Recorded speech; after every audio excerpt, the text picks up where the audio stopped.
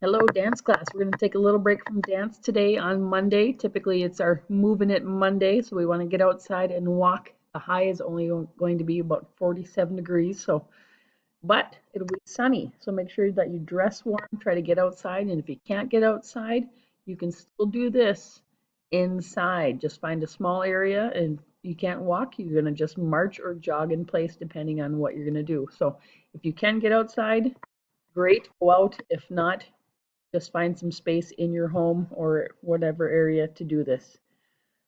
It is not very long at all, so it's a quick little workout today. Use your phone to keep track of your time.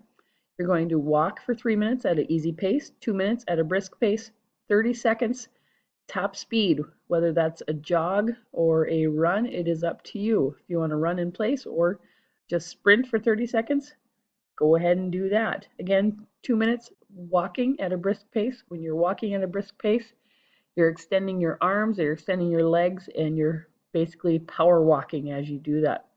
So go ahead and follow the timeline as you go. When you're done, just walk at an easy pace and answer the reflection questions at the end. Have a great day.